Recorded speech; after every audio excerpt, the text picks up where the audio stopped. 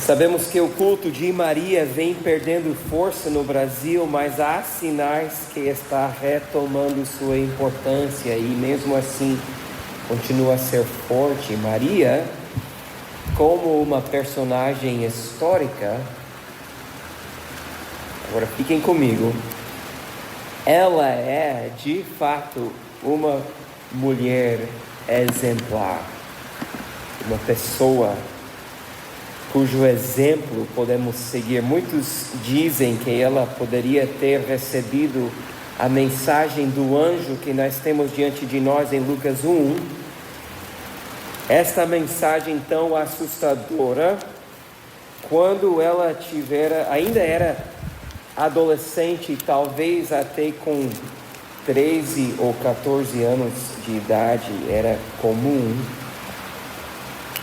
uma moça, garota assim, desta idade, já ser comprometida como ela era a José. Já pensou?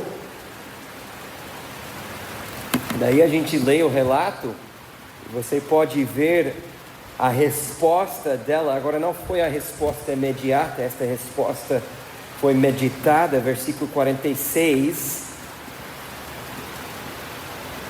E ela canta uma canção muito rica. Ela, nesta canção 46 a 55, ela está fazendo teologia. Ela não era uma moça ignorante, ela era muito esperta, inteligente. Eu mal conseguia amarrar os cadarços dos meus tênis com 14 anos, muito menos fazer teologia como ela fez aqui. Olha os primeiros 4 versículos, 46 a 50. Enquanto eu estou lendo, vê se você identifica os 5 nomes que ela dá a Deus no início do seu hino de louvor. Então Maria disse: a minha alma engrandece ao Senhor, e o meu espírito se alegrou em Deus meu Salvador, porque Ele atentou para a humildade da sua serva, pois desde agora todas as gerações me considerarão bem-aventurada, porque o poderoso me fez grandes coisas, santo é o seu nome. Viram os 5 nomes que ela dá ao Senhor? Primeiro é Senhor, verso 46, 47, Deus Salvador, 49, poderoso, e o último, santo.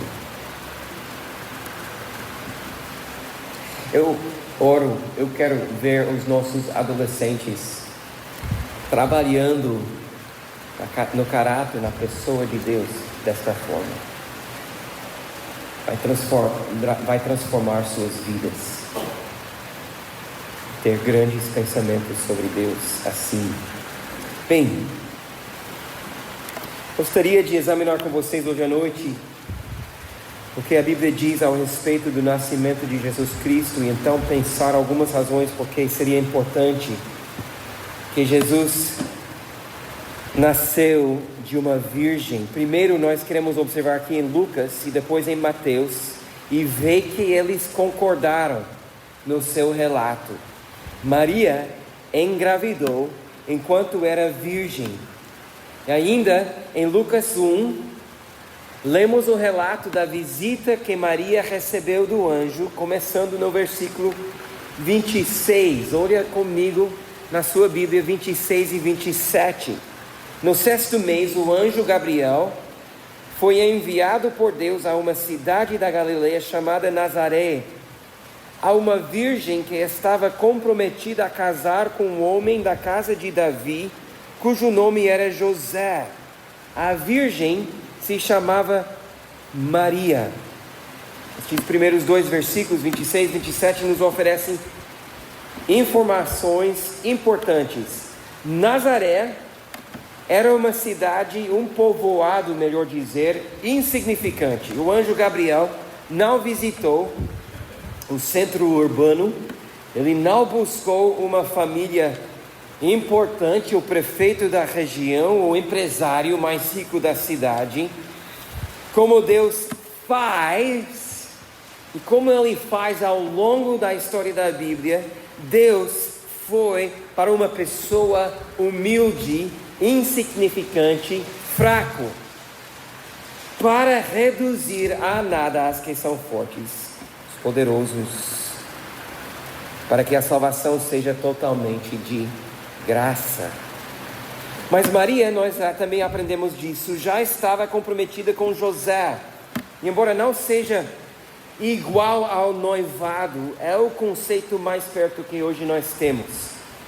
Lucas faz questão de mencionar que ela era virgem. Isso é a questão de toda a história. Ela tem que ser virgem, por isso que Lucas, que atuando como historiador, nos fala deste fato para Maria e especialmente para os pais da Maria, também para José. A sua virgindade era uma questão não somente moral, mas uma questão de honra para toda a família e para o futuro marido. Era também uma questão de lei. E faz toda a diferença sobre os pensamentos que podemos ter sobre as origens do menino que nasceu como primogênito da virgem, da menina. Agora nós observamos a mensagem do anjo, versículo 28. E aproximando-se dela, o anjo disse: salve, agraciada, o Senhor está com você.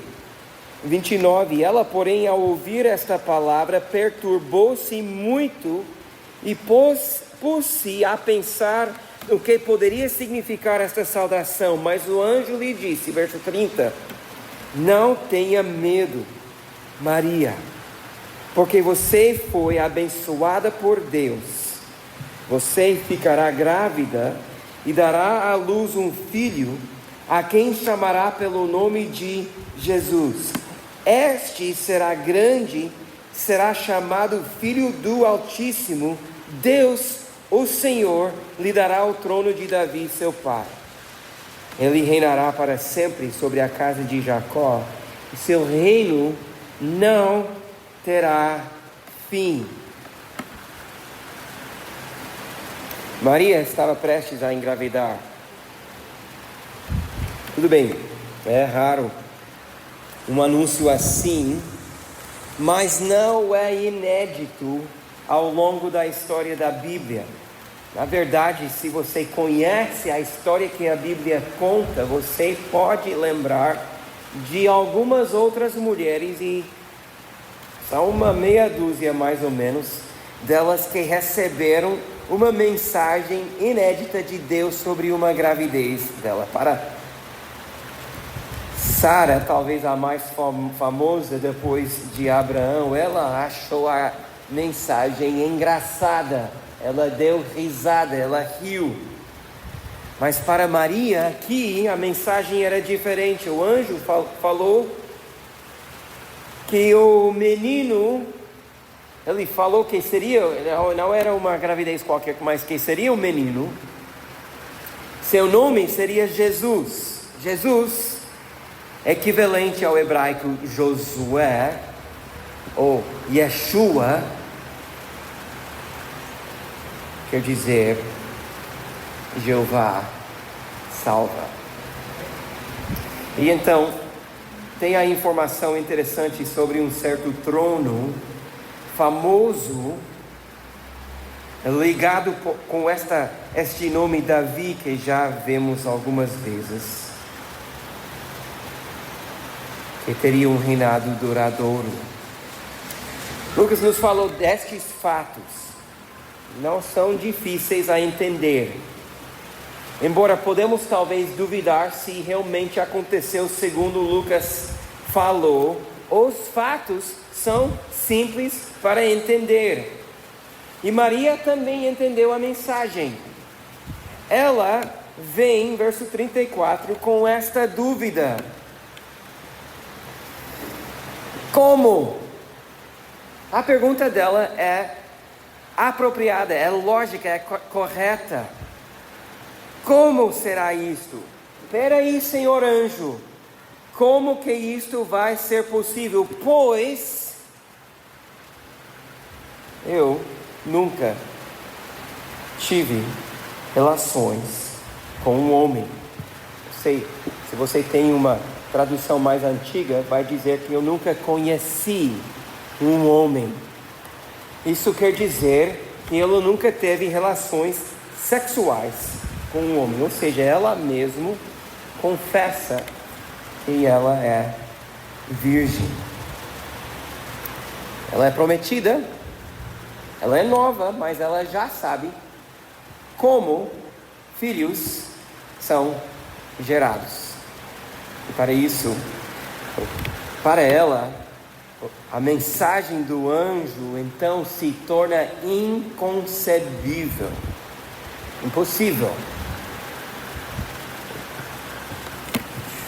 Agora, a gente viu o relato dela, a pergunta dela, verso 34. Imagina se ela tivesse falado outra coisa aqui. Ficaria estranha. Mas ela seria desqualificada deste negócio se ela fizesse outra pergunta do tipo: peraí, o pai vai ser qual dos meus amantes?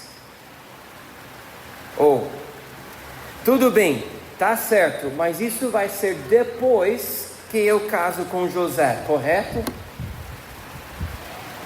Mas então, versículos 35 a 37, o anjo pode esclarecer: este filho será gerado não por homem, mas sim por Deus. 35. O Espírito Santo virá sobre você, e o poder do Altíssimo a envolverá com a sua sombra.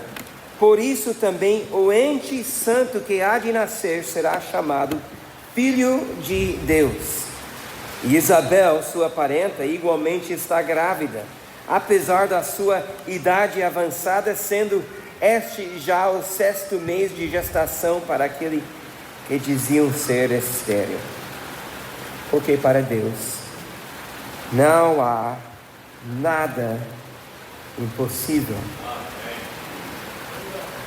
Então, ela será grávida, o pai será o próprio Deus.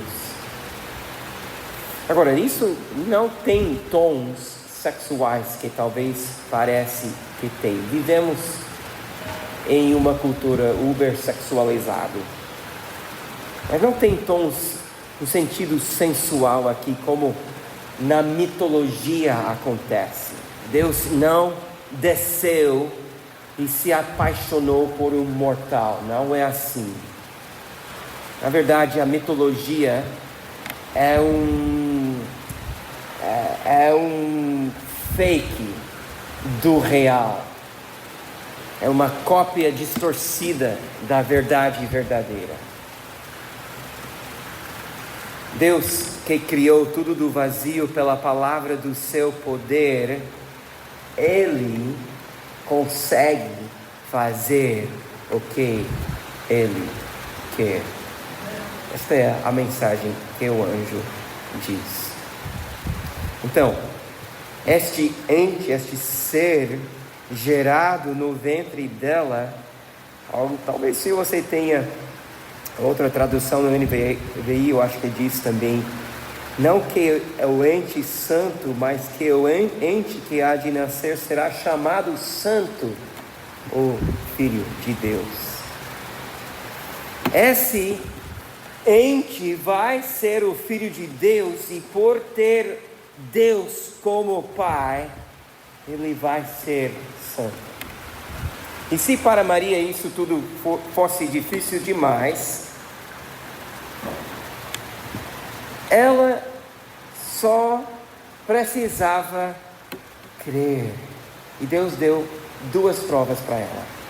Primeiro, Primeira prova, Isabel também, aquela ventre impossível para gerar vida, estava também grávida neste momento. Maria não tivera razão de saber desta notícia. E verso 37, então, a segunda prova, Deus pode o que Ele bem quer.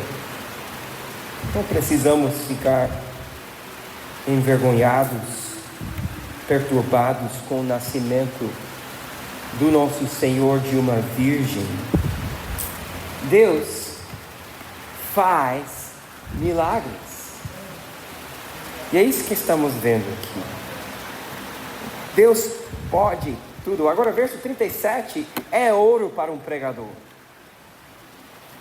É ouro. Poderíamos ficar aqui no verso 37 até acabar.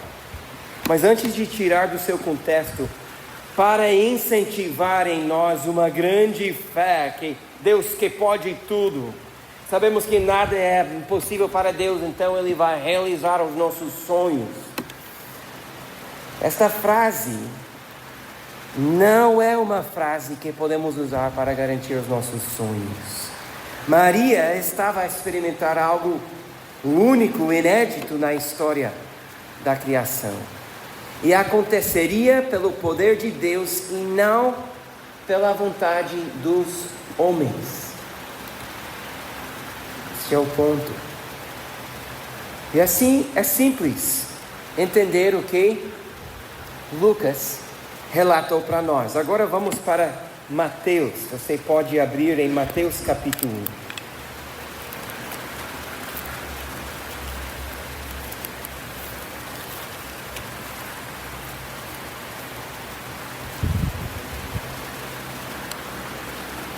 Mateus é ainda mais curto, são 7 versículos, começando com o versículo 18. Embora conta da perspectiva do noivo José. O nascimento de Jesus Cristo foi assim: Maria, sua mãe, estava comprometida para casar com José, mas antes de se unirem, ela se achou grávida pelo Espírito Santo. José, com quem Maria estava para casar, sendo um homem justo e não querendo envergonhá-la em público, resolveu deixá-la sem que ninguém soubesse. Enquanto ele refletia sobre isso, eis que lhe apareceu em sonho um anjo do Senhor, dizendo: José, filho de Davi, não tenha medo de receber Maria como esposa, porque o que nela foi gerado é do Espírito Santo. Ela dará à luz um filho e você porá nele o nome de Jesus, porque ele salvará o seu povo dos seus pecados. Ora, verso 22, tudo isso aconteceu para se cumprir o que foi dito pelo Senhor por meio do profeta: eis que a virgem conceberá, dará à luz um filho, ele será chamado pelo nome de Emanuel. Emanuel significa Deus conosco. Pois então, José também tem que abraçar esta ideia, né? Achar a sua noiva grávida e ter a certeza que não foi você que engravidou ela. Antes de casar com ela, José tivera toda a razão para anular o noivado e fazer o maior escândalo com Maria e também com a família de Maria.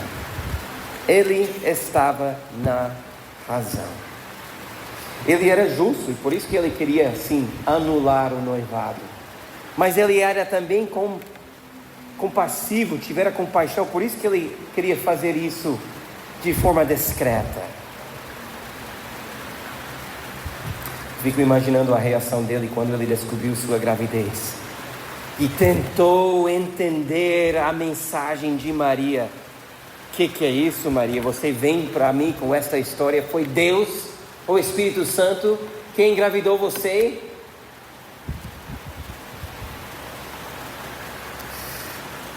José era um grande homem. Ele vai ter um papel importante como pai adotivo nesta história toda. Interessante que o anjo, falando com ele, versículo 20, também dá para ele o nome deste filho, pois ele não é pai para dar o nome que ele queria. O pai deste filho tem que dar nome a ele. E por fim, versículo 22, Mateus faz o link para que entendemos este acontecimento no seu contexto profético. É a profecia de Isaías 7, verso 14. Este filho seria diferente de todos os demais, pois ele será chamado Deus conosco, Emmanuel. Agora, estes dois relatos, Lucas e Mateus, nenhum destes dois autores deixaram dúvida quanto à plena linguagem sobre a forma que Maria veio a ser grávida neste momento. Se ela e José tiveram relações sexuais antes de casarem, não teria motivo nenhum de falar sobre José aqui. José teria assumido a situação. Mas estes dois autores querem que seus leitores querem que nós entendamos com toda certeza que Jesus não tivera origens como os outros seres humanos tiveram suas origens. Ele não começou a existir na sua concepção. Difícil acreditar, é impossível isso para nós como seres humanos. Mas não é difícil entender. Eles falaram para nós claramente. Agora, vamos examinar este link que Mateus fez para nós. Este contexto profético que Mateus citou é interessante. Ele fala de Isaías 7, uma mensagem que foi lançada centenas de anos, uns 700 anos antes dos acontecimentos aqui. Em Isaías 7, o profeta falou ao rei Acais que este rei precisava pedir um sinal para saber que Isaías falava a verdade.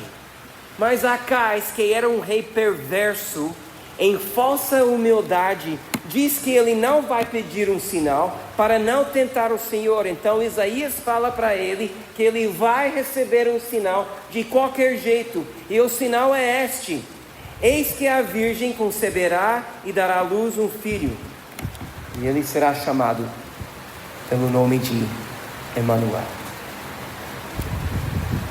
Agora, ao longo dos acontecimentos, algumas pessoas, ao longo da história, algumas pessoas têm tentado dizer que Isaías não quis dizer virgem, mas sim moça. Porque a palavra no hebraico pode ser também traduzido como moça e não somente virgem. Isso não é problema quando Mateus trouxe essa profecia para o Novo Testamento e usou a palavra virgem. Mas, voltando para o contexto de Isaías 7, não há questão que pode ser duvidoso na mente do rei Acais, que ouviu esta mensagem do profeta na primeira vez. Pois logo em seguida, a sua esposa, a rainha, engravidou, segundo Crônicas 28. Será que este filho da moça, é o Emmanuel de Isaías? Mas na sequência de Isaías, tem outra dúvida, porque Isaías também, em sequência, virou pai. Isso é Isaías 8. E Deus também falou para Isaías o nome que ele devia colocar no seu filho, para que seu filho fosse um sinal para o povo de Israel. Fiquem comigo. Então, ao longo de Isaías 7 e 8, não está claro quem é esta moça que vai dar luz a um filho. Se é a rainha, a esposa do rei Acais, se é a profetisa, esposa do Isaías. Quem é que vai ser o filho que vai ser um sinal para seu povo?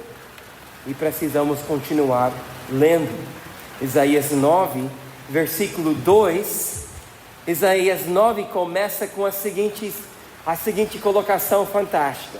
O povo que andava em trevas viu grande luz, e aos que viviam na região da sombra da morte, resplandeceu-lhes a luz. A luz que vai raiar sobre o povo tem a ver com quem é esta moça que vai dar um filho, o sinal para o povo de Israel. Logo mais, reconhecemos quem é este filho. Isaías 9, verso 6. Porque um menino nos nasceu, um filho se nos deu. Tudo bem, profeta. É assim ainda. Estamos falando do menino. Um menino nos nasceu, um filho se nos deu. Qual é? O príncipe ou o profeta? Ou como se diz? Profetazinha. Pequeno profeta. Quem é? Mas Isaías continua a dizer: pois nenhum dos dois destes filhos tem os ombros para portar. Ok, o restante de Isaías 9:6 diz: o governo está sobre seus ombros. Seu nome será Maravilhoso Conselheiro, Deus Forte, Pai da Eternidade, Príncipe da Paz. Ele estenderá seu governo e haverá paz sem fim sobre o trono de Davi, sobre o seu reino, para estabelecer e para firmar com juízo e com justiça desde agora e para sempre. O zelo do Senhor dos Exércitos fará isso. Parece semelhante ao anúncio do anjo? Pois é. Esta é a chave que estávamos procurando, que estava nos faltando. Agora, voltando o nosso pensar para Maria. Maria entendeu, e por isso em Lucas 2, ela adorou. Ela não buscou adoração, mas ela adorou. E por isso que nós não devemos ficar surpresos quando o anjo diz para José: ele salvará o povo dos seus pecados. Esta salvação é a paz que o profeta havia anunciado. Ou quando Maria cantou: porque o poderoso me fez grandes coisas, santo é o seu nome. Testemunho de Mateus e Lucas afirmam que as trevas estavam se dissipando, a luz raiou, Emmanuel veio a nós. Pois bem, quero chegar a algumas conclusões. Vai comigo para o livro de 1 João. 1 João. Quero aplicar essas verdades, porque a nossa salvação depende no fato que acertamos corretamente a identidade de Jesus. Quem é que pode salvar o povo dos seus pecados? João coloca este assunto em primeiro lugar. 1 João capítulo 2, versículo 18, nós lemos o seguinte: filhinhos, esta é a última hora, e como vocês ouviram que o anticristo vem, também agora muitos anticristos têm surgido. Por isso sabemos que é a última hora. Verso 19, eles saíram do nosso meio, mas não eram dos nossos, porque se tivessem sido dos nossos, teriam permanecido conosco, mas eles se foram para que ficasse manifesto que nenhum deles é dos nossos. Agora, quando o verso 18 fala de anticristo, João não está falando do anticristo, aquela figura que levantará durante a tribulação, mas ele fala daqueles que são anti ou contra Cristo. E quando ele diz última hora, ele está a falar sobre a hora do Messias. Esta era a era da igreja, o tempo entre o primeiro e segundo advento de Cristo. Ele não está falando sobre o fim dos tempos, mas ultimamente, estes últimos tempos. E lemos versículo 19, um versículo que deve nos fazer pausar, pois ele fala de apostasia. Apostasia é a descrição de 1 João 2,19. Apostasia acontece quando alguém que confessava a verdade sobre Cristo, ou para usar a linguagem de 1 João, aquele que começou a andar na luz, mas que agora rejeita a luz que confessava a Cristo. Rejeita a luz, não confessa mais, rejeita Cristo e vira anticristo, alguém contra Cristo. Estes, João diz, não permaneceram, não porque perderam a sua salvação, porque a sua confissão era falsa. Saíram do nosso meio, ele diz, porque eles nunca eram crentes, nunca eram salvos. Mas segundo João, o conhecimento, a confissão que nos salva é o quê? Qual é a questão crucial que temos que acertar? Vamos continuar a ler, versículo 20. Mas vocês têm a unção que vem do Santo, e todos têm conhecimento. 21. Não escrevi a vocês porque não conhecem a verdade, mas porque vocês a conhecem, e porque nenhuma mentira procede da verdade. Quem é mentiroso, senão aquele que nega que Jesus é o Cristo? Este é o anticristo, o que nega o Pai e o Filho. 23. Todo aquele que nega o Filho, esse não tem o Pai. E aquele que confessa o Filho, tem igualmente Pai. Questão crucial que temos que ver é a questão das origens de Jesus Cristo. Ele é filho de Deus ou não? Ele é filho de Deus ou ele é filho de José? Ou de um outro camarada que aproveitou de Maria? Para João, a questão crucial é esta: de onde ele veio? Quais são as suas origens? Se as suas origens são desde a antiguidade, ou se ele começou a existir no ventre da sua mãe. O que está em jogo? Nada menos do que a nossa eternidade. Olha o verso 24. Permanece em vocês o que vocês ouviram desde o princípio. Se o que ouviram desde o princípio permanecer em vocês, também vocês permanecerão no Filho e no Pai. Esta é a promessa que Ele mesmo nos fez, a vida eterna. Amados, se rejeitarmos que o Filho nasceu de uma virgem, perdemos a eternidade. Perdemos a eternidade. não temos a promessa e não andamos na luz.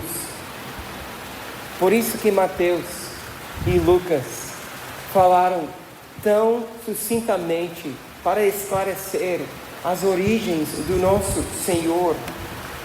Jesus não é um ser dotado com poderes. Ao longo da igreja, da história da igreja, tem surgido outras teorias sobre Jesus Cristo e suas origens. Parece que o diabo não tem uma nova ideia, ele vive reciclando as mesmas mentiras, colocando em embalagem novo. São as mesmas. Uma dessas mentiras que surgiu cedo na igreja ensinava que Jesus era um grande homem, um profeta poderoso, e que depois da sua morte ele foi recebido num lugar especial, ele foi exaltado, mas que ele não existiu antes de ser concebido. Sua concepção não era nada ordinário, especial. Hoje em dia, tem uma religião inteira que crê nisso. São os muçulmanos. Eles acreditam, afirmam que Jesus era um profeta especial, mas ele não pode ser filho de Deus, como João diz que é aqui. Por isso que eles precisam tanto trabalhar para garantir a sua salvação. Porque eles não têm um Deus que veio a eles para salvar e resgatá-los. O Deus deles precisam que eles mesmos se esforçam para serem salvos. Outra teoria errônea sobre a identidade de Jesus é chamado de modalismo, porque acredita que Deus não é trino, que Jesus não é o Filho de Deus, que Deus não é um Deus que existe, Deus Pai, Deus Filho, Deus Espírito Santo, mas que Ele é um Deus que se apresenta, ora como Filho, ora como Pai, ora como Espírito. Nesta mentira, Jesus, ao nascer de forma natural, foi adotado como filho, pequeno f, de Deus. Deus o escolheu para ser seu filho e ele se torna exemplo, mas não salvador. Nós nos salvamos seguindo o seu exemplo. Estou resumindo, mas amados, isto é contrário a tudo que nós temos visto ao longo dos cultos do mês de dezembro. É tão contrário que parece ser ridículo.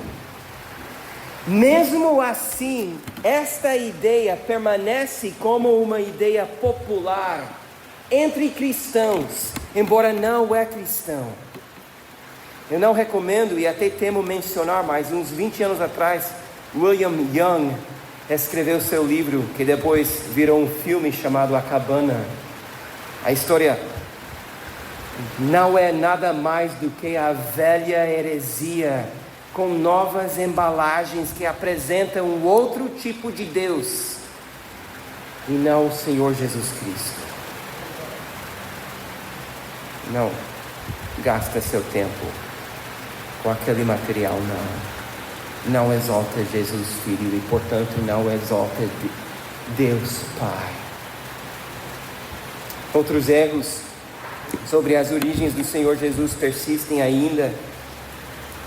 Pessoas andam por nossas ruas oferecendo seus materiais, vão de casa em casa oferecendo estudos bíblicos, novos testamentos de Jesus Cristo, mas nós não damos ouvidos, pois como João aqui nos falou, recebemos já a mensagem que precisávamos. Não queremos que alguém chegue para nós reinventando quem é Jesus Cristo. Já temos a unção do Espírito Santo, conhecemos a verdade. Veja versículos 26 e 27.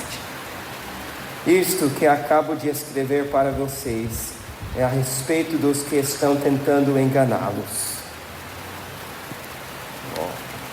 Se tivesse uma passagem apropriada para nossos dias de hoje, amados, é esta: não podemos fazer caso demais de Jesus Cristo. Ele é o Todo-Poderoso, soberano que cantamos, o eterno Deus que veio entrar em nossas vidas, como cantamos. Ele é digno de ser coroado como Deus do universo, como nós cantamos. 27. Quanto a vocês, a unção que receberam dele permanece em vocês e não precisam que alguém os ensine. Na verdade, nós temos muito para ensinar os outros. Mas como a unção dele os ensina a respeito de todas as coisas, e é verdadeira, não é falsa, permanecem nele, como também a unção ela ensinou a vocês. Meus irmãos, não é insignificante a mensagem do anjo Gabriel à Virgem Maria. Não é insignificante que Deus entrou no mundo por meio de uma virgem. Não é insignificante, pois Deus veio a nós, o Deus infinito, todo-poderoso, mas Ele veio de fato como um ser humano. Nasceu com um umbigo, como todos nós nascemos, porque Ele é 100% homem. E embora poderíamos ver o que Ele fez e achar que estávamos vendo uma fantasma, uma aparição, sabemos que Ele nasceu. Maria entrou em trabalho de parto, sem mãe, sem irmãs, sem hospital, com somente seu marido para ajudá-lo. Foi assim que as crianças nos lembraram na sua musiquinha semana passada. João mesmo, como lemos no início do culto hoje, João mesmo nos disse que eles viram Jesus com seus olhos. Ele era real. Eles ouviram Jesus falar com seus próprios ouvidos. Ele falou com uma voz real. Eles apalparam, eles tocaram em Jesus, porque Ele era verdadeiro. Ele era um homem entre nós. Entretanto, Ele não cessou de ser também 100% Deus, pois Ele não nasceu de origens humanas, de um pai humano. Maria acreditava nisso. José também acreditava. Mateus, Lucas, os outros discípulos, todos afirmaram a mesma coisa. Agora, imagina Maria. Se tudo isso fosse uma mentira, olhando para seu filho lá na cruz, vendo ele sofrer, sabendo da vergonha que ele está passando, e ela com sua consciência pesada que ela criou esta história, que um anjo falou para ela que ela teria um filho dado por Deus, pelo Espírito Santo.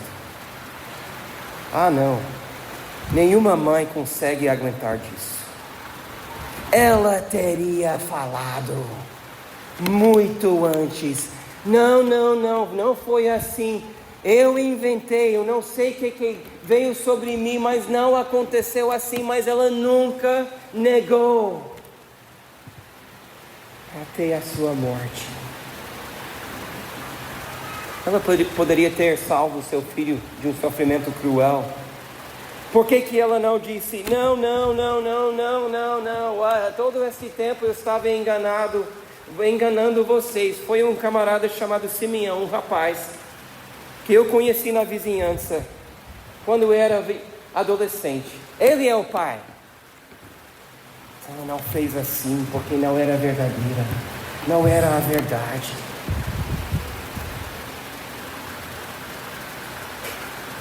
Jesus foi até a cruz, morreu em nosso lugar, confessando ser o Filho de Deus. E Ele morreu por isso.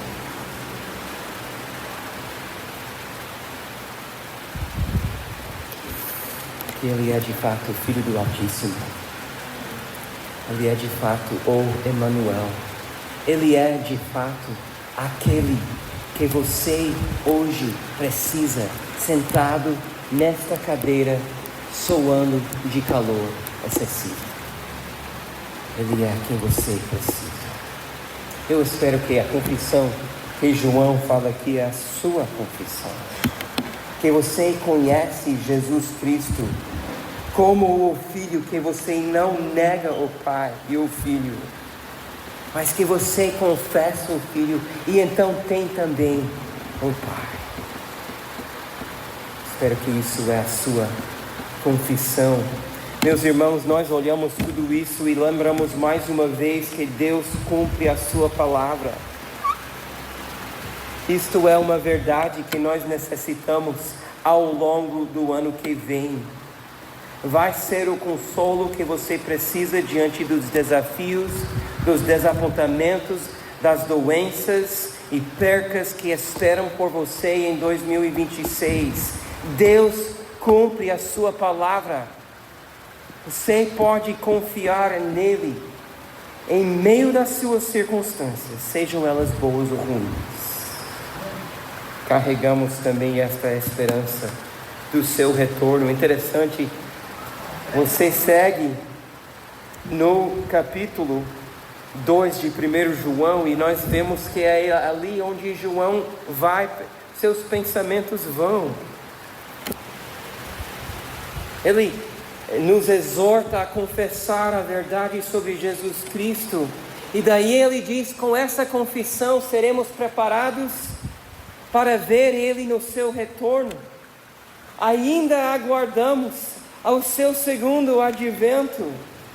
E diante das coisas do ano que vem, inúmeras oportunidades que teremos como pessoas com nossa cidadania dupla, precisamos agarrar como precioso a esta esperança, pois os políticos já estão nos falando que todo o nosso futuro depende da sua eleição, mas é mentira. Nossa esperança é outra. Sabemos quem é que garante o nosso futuro e aguardamos por Ele. Então levamos esta mensagem preciosa aos nossos amigos, nossos familiares. Eles precisam ouvir também. A luz do mundo é a luz que o mundo precisa ver. Vamos então chamar outros a caminhar conosco nesta luz, experimentar esta bênção. Amados, Deus não mandou mais anjos para pregar o Evangelho. Ele nos enviou. E esta é a esperança que nós seguramos como preciosa. É a esperança e ainda é a luz que o mundo precisa ver.